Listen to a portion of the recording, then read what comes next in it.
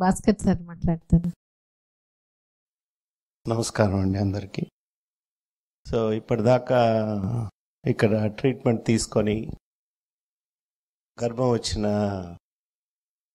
తల్లిదండ్రులు కానీ వాళ్ళ పేరెంట్స్ మాట్లాడింది చూసున్నారు. సో దాంట్లో చాలా విషయాలు, అంటే వాళ్ళు మానసికంగా ఎట్లా ఉన్నారు, శారీరకంగా ఏం చేశారు, ఏం చేస్తే వాళ్ళకి పిల్లలు కలిగారు అనే వాళ్ళ అనుభవాలు వాళ్ళు షేర్ చేసుకున్నారు. డెఫినెట్గా అది చాలా హెల్ప్ఫుల్ మీ అందరికీ. అది ఒక డైమెన్షన్ మాత్రమే.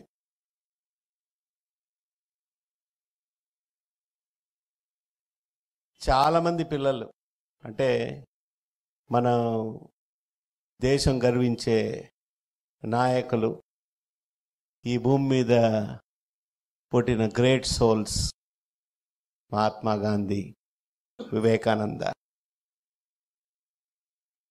వీళ్ళందరి హిస్టరీస్ చూసినప్పుడు వాళ్ళ అమ్మలు ఏం చేశారు, మనము ఇక్కడ ప్రస్తుతించి ఏం మాట్లాడుతున్నామనంటే ఒక బిడ్డ కలిగితే చాలు, కానీ వాళ్ళు దేవర్ బియాండ్ దట్. ఎటువంటి బిడ్డ కావాలి అనే దాని గురించే వాళ్ళు తపస్సు చేశారు. ఎప్పటి నుంచి చేశారు అని అంటే ఇట్లనే పిల్లల కోసం ప్రయత్నము. అంటే ఆ కాలంలో పిల్లల కోసం ట్రీట్మెంట్ అంటే ఇటువంటి ట్రీట్మెంట్లు ఉండేవి కావు. కేవలం పూజలు పునస్కారాలు చేసుకొని ఆ ఆలోచనలో ఉండడమే మాత్రమే. ఒక మహానుభావుడు వివేకానందుడి యొక్క జీవిత చరిత్ర ఆయనే రాశాడు. ఇంగ్లీష్లోనే బెంగాలీలో రాస్తే దాన్ని తెలుగులో ట్రాన్స్లేషన్ ఉంది. నేను ఫస్ట్ చదివినప్పుడు స్టన్ అయిపోయాను. ఫస్ట్ పేజీలో సెకండ్ పారాగ్రాఫ్లోనే ఆయన ఎట్లా పుట్టాడు అనేది రాశాడు. సో అప్పుడు నాకు అర్థమైంది తల్లి యొక్క సంకల్ప బలము ఎంత పవర్ఫుల్. ఆయన రాసింది ఏందో నేను చదివి వినిపిస్తాను.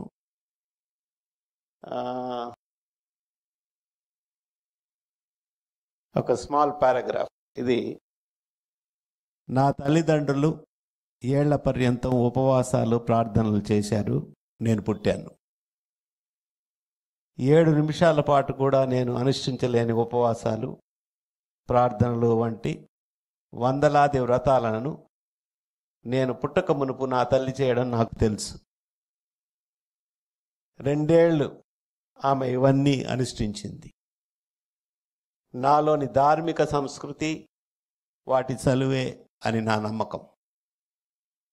నాలో ఏ సద్భావ ప్రేరణలు ఉన్నాయో నా తల్లి ఇచ్చినవే. ఎరుకతోనే కానీ యాదృశ్చికంగా కాదు. మా అమ్మ పంచి ఇచ్చిన మాతృప్రేమ వల్లనే నేను ఇంతవాణ్ణి అయ్యాను. నా మాతృ రుణం ఎన్నటికీ తీర్చుకోలేనిది.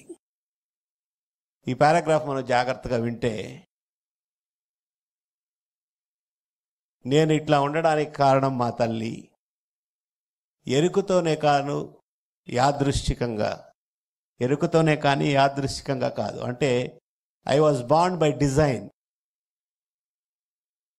Not by accident. నా తల్లి 2 సంవత్సరాలు ఎటువంటి బిడ్డ కావాలి అని ఆమె చేసిన పూజలు పునస్కారాలు, కంటిన్యూస్ పూజలు పునస్కారాలు, ఇది వే ఆఫ్ థింకింగ్. ఆ థాట్ ప్రాసెస్లో కంటిన్యూస్గా ఉండడం. సో ఎటువంటి బిడ్డ కావాలి అని ఆమె కోరుకుంది. కేవలం బిడ్డ మాత్రమే కోరుకోలే. దానికి టెస్టిమోనీ ఏంటంటే ఈయనే రాస్తున్నాడు. నాకు ఉన్న స్పిరిచువాలిటీ కానీ, నా యొక్క బిహేవియర్ కానీ, నేను ఇట్లుండడానికి each and every aspect of నా గుణగణాలన్నీ నా తల్లి కోరుకొని ఇట్లనే కావాలి అని నన్ను డిజైన్ చేసింది. సో ఈ ఒక్క విషయం మీరు తెలుసుకోండి.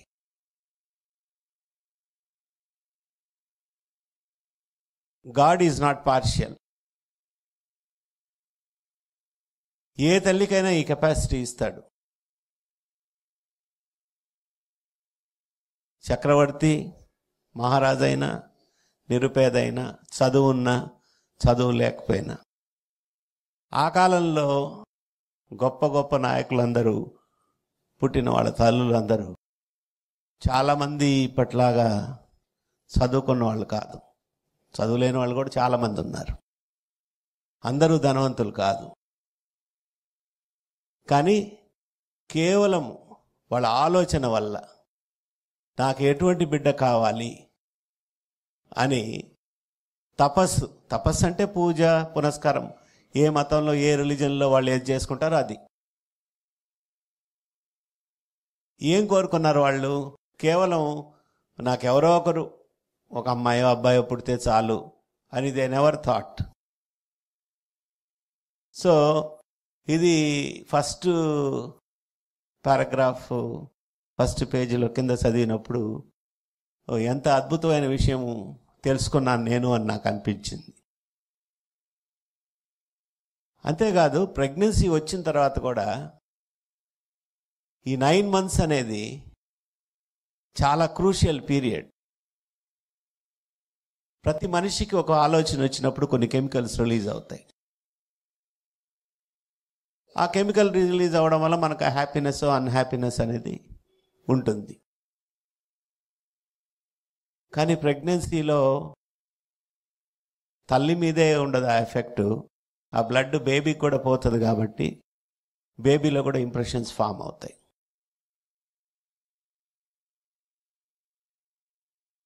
నైన్ మంత్స్ అయిపోయేటప్పటికీ మీరు చూసేది, వినేది, ఈ 9 నెలలు ఏం ఆలోచించారో దానికి ప్రింట్ బయటకు వస్తుంది.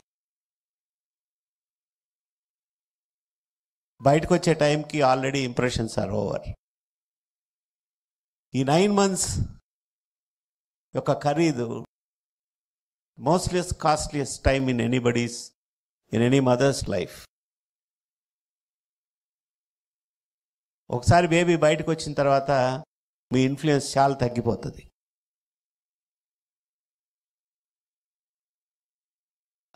అందుకనే గొప్ప నాయకులు కానీ ఈ దేశం కానీ ప్రపంచం మొత్తం మీద పుట్టిన వాళ్ళందరి లైఫ్ హిస్టరీస్ చూసినప్పుడు ఎక్కువ మంది తల్లిని గురించే రాస్తారు. వాళ్ళు ఎట్లా పుట్టారు, వాళ్ళ అమ్మ ఏం చేసింది, ప్రెగ్నెన్సీలో వాళ్ళ మదర్ బిహేవియర్ ఎలా ఉండింది. ఇక్కడ కూడా ఇంకొక చాలా ఇంపార్టెంట్ విషయం. మనం ఏమనుకుంటామంటే మనకు డబ్బు లేకపోతే అయ్యో డబ్బు లేదు, డబ్బు ఉంది కాబట్టి వాడు అది కొనుక్కోగలిగాడు, లేకపోతే వాడు అది చదవగలిగాడు, లేకపోతే మన చదువు లేదు కాబట్టి అని. ఈ ఒక్క విషయం మాతృత్వం దగ్గర మాత్రమే. తల్లికి ఇచ్చిన ఈ 9 months there is no discrimination between caste, color, creed, religion, economy, education. ఈ 9 నెలలని ఏ తల్లి అయితే నాకు ఎటువంటి బిడ్డ కావాలి అనే ఆలోచనలో కంటిన్యూస్గా ఉంటుందో ఆ తల్లి తన తండ్రిలాగా ఉండాలని అనుకోవచ్చు, మా అమ్మలాగా ఉండాలని అనుకోవచ్చు, లేకపోతే తనకి ఎవరైతే ఇష్టమో వాళ్ళలాగా ఉండాలి అని కాన్స్టెంట్గా అనుకున్నప్పుడు అటువంటి వాళ్ళు పుడతారు. ఫిజికల్గా కూడా చాలా ఎవిడెన్సెస్ ఉన్నాయి. So quite some time back, few years, I don't remember, ఒక తల్లికి ఒక బిడ్డ జన్మించారు. ఆ పోలికలన్నీ చూస్తే ఆ నీగ్రో హెయిర్, ఆ Negro cricket player, she was a great fan of that cricket player. ప్రెగ్నెన్సీలో కానీ 24 గంటలు ఎప్పుడు అదే ఫోటోని పెట్టుకొని అదే అదే అదే అదే చూస్తుండేది. సో ఎట్లా తండ్రి తల్లి వాళ్ళ రంగులు వేరు, వాళ్ళ జాతి వేరు, అయినా పుట్టిన పిల్లలు మదర్ ఏమైతే కంటిన్యూస్గా ఫిజికల్గా కూడా ఇలా ఉండాలి ఇలా ఉండాలి అన్నప్పుడు బిడ్డలు కూడా అలాగే పుట్టారు. అట్లే గుణగణాలు కూడా. సో అందువల్ల ఏంటంటే ఈ పిల్లలు లేట్ అయినప్పుడు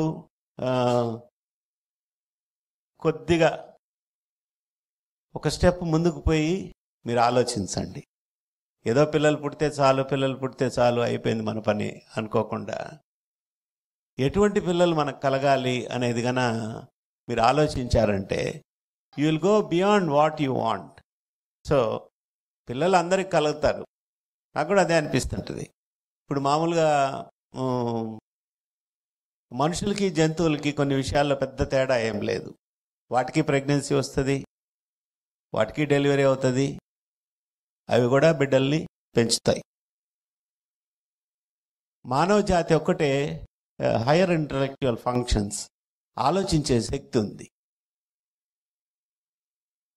లేకపోతే వాటికి మనకి ఏంటి తేడా? మనకి ఎటువంటి పిల్లలు కావాలి అని మనం అనుకుంటే మనకి తయారు చేసుకునే శక్తి మానవుడికి మాత్రమే ఉంది, జంతువుకి లేదు. ఎందుకంటే it doesn't have the capacity to think, ఆలోచించే శక్తి లేదు. ప్రెగ్నెన్సీ గురించి కూడా నేను ఎందుకు చెప్తున్నానంటే సొసైటీలో ఇప్పుడు we are expose to lot of negativity.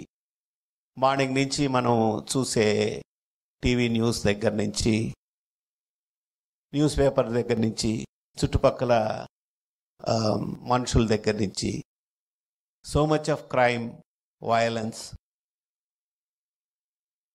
అన్నీ మంచి ఉంటాయి, చెడు ఉంటాయి, అది మన బాధ్యత ఏది తీసుకోవాలన్నది. బట్ ప్రిడామినెంట్గా మనం ఏదన్నా స్టోరీ లాంటిది చూడాలి అని అంటే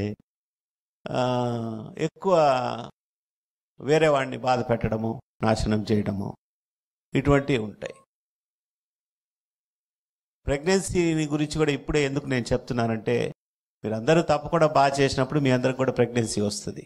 కానీ ఆ ప్రెగ్నెన్సీలో మనము చూసే విషయాలన్నిటినీ కేర్ఫుల్గా లేకుండా ఉంటే the impressions which you are going to give your child, by the time the child is delivered, already personality is over. So ఇవన్నీ తెలుసుకున్నప్పుడు కొన్నిసార్లు సంతోషంగా ఉంటుంది, కొన్నిసార్లు బాధగా ఉంటుంది. సంతోషం ఏంటంటే కనీసం మనం ఎవరికైనా చెప్పినప్పుడు కొందరు వింటారు. బాధ ఎందుకంటే చాలామందికి చెప్పినా వినరు, వాళ్ళ ప్రపంచంలో వాళ్ళు ఉంటారు. సో ప్రపంచంలో ఏదన్నా మార్పు తీసుకురావాలి, గ్రేట్ చేంజ్ ఈ సమాజంలో తీసుకురావాలి అనంటే నేను అనుకుంటాను అది మదర్స్ వల్లే అవుతుంది. ఇక్కడి నుంచే కదా బిగినింగ్. మంచి వ్యక్తులు ఎక్కడి నుంచి పుడతారు, మంచి వ్యక్తులు ఎక్కడి నుంచి తయారవుతారు? మదర్స్ థాట్ నుంచి తయారవుతారు. సో అక్కడే కనుక మనము జాగ్రత్త తీసుకొని మంచి పిల్లలు, ఎవరికైనా మంచి పిల్లలు కావాలనే కోరుకుంటాం మనం. ఇప్పుడు సమాజంలో ఎంత చెడున్నా, గొడవలు చేసేవాళ్ళు ఉన్నా, హింస ప్రేరణ చేసేవాళ్ళు ఉన్నా, ఒక టెర్రరిస్ట్ అయినా, వాళ్ళ తల్లి మాత్రం అట్లా ఉండాలని కోరుకొని ఉండదు. అట్లా తయారై ఉంటారు సామాజిక పరిస్థితిలో ఏదో ఒక కారణం చేత. కానీ అటువంటిది తల్లి ఒక గట్టి సంకల్పంతో నా బిడ్డ ఇలాగే ఉండాలి, ఇటువంటి క్వాలిటీస్తోనే ఉండాలి అని ప్రతి తల్లి కూడా భావించి pregnancy before this is the right time to start. హిస్టరీలో పోతే కొందరు తల్లులు even before marriage they have started నా బిడ్డ ఎట్లా ఉండాలి అని. మన ఇండియన్ హిస్టరీలో ఉన్నారు కొందరు మదర్స్. సో అటువంటి పిల్లల్నే కలిగారు, అటువంటి పిల్లల్ని చక్రవర్తులను చేశారు. అందువల్ల ఏంటంటే మీరు అయ్యో నాకు వస్తుందా రాదా అనే సంగతి కొంత వదిలిపెట్టేసి రావడానికి ఏం చేయాలో ఎలాగో చేస్తూ ఎటువంటి పిల్లలు కావాలి అనే దాని మీద ఫోకస్ చేయడము may be more meaningful. So ఎవరైనా ఏ తల్లిదండ్రులకైనా కానీ గొప్ప బిడ్డలు తల్లిదండ్రుల యొక్క పేరు, కుటుంబం, దేశం యొక్క పేరు నిలబెట్టే పిల్లలు కలగాలనే ఏ తల్లిదండ్రులైనా కోరుకుంటారు. దాని తర్వాతే మిగతా అన్నీ వస్తాయి. సో దానికి అనుగుణంగా మీరు ఇటువంటి గొప్ప మహాత్ముల జీవిత చరిత్రలు హూమెవర్ యూ లైక్ తీసుకొని మనం పోయి చూస్తే డెఫినెట్గా మనకి చాలా విషయాలు తెలుస్తాయి. నేను తల్లిగా ఎట్లా ఉంటే ఒక గ్రేట్ పర్సనాలిటీని ఈ భూమి మీదకి తీసుకురాగలను. ఎందుకంటే మన ఒకరమే కాదు, వీళ్ళందరినీ పుట్టించింది కూడా తల్లులే. అండ్ వాళ్ళు బై డిజైన్ నాకు ఇటువంటి బిడ్డే కావాలి అని చెప్పి కన్నారు. ఏదో ఊరికే యాక్సిడెంటల్గా అటు ఉన్నారు, ఒకరు పుట్టేశారు అనేది కాదు. సో దానికి శారీరకంగా మనకి మంచి పిల్లలు పుట్టాలంటే కూడా మానసికంగా శారీరకంగా మన అర్హత సంపాదించుకోవాలి. మనకి క్లీన్ హ్యాబిట్స్ లేకుండా, మన ఆలోచనలు సరిగ్గా లేకుండా ఒక గ్రేట్ సోల్ మన కడుపులోకి రారు. దానికి కూడా మనం తయారు చేసుకోవాలి, క్వాలిఫికేషన్ సంపాదించాలి. ఒక గొప్ప బిడ్డనికి జన్మని ఇవ్వాలి అని అంటే ప్రతి తల్లి తండ్రి he has to qualify himself. So ఇది మీరందరూ బాగా చేయండి. బాగా చేస్తే every mother would like to have his son or daughter as the most eminent person on this earth. So ఇవన్నీ చేయండి. హోప్ మీలో కొందరైనా చేస్తే, ఇప్పుడు మహాత్మా గాంధీ అంటే ఊరికే మనం అనుకుంటాం కానీ మన దేశంలో మనకు పుట్టాడు అని ఏదో చెప్తున్నారు అనుకోని. నేను ఎండి అయిపోయిన తర్వాత ఇరాన్ అనే కంట్రీకి పోతే అక్కడ మహాత్మా గాంధీ స్ట్రీట్ అని ఉంది. I was stunned. Not only that, Mahatma Gandhi's name is in more than 150 countries. ఏ గొప్పతనం లేకపోతే వాళ్ళంతా ఆయన పేరు పెట్టుకున్నారు అనేది మీరు గుర్తించాలి. So thank you.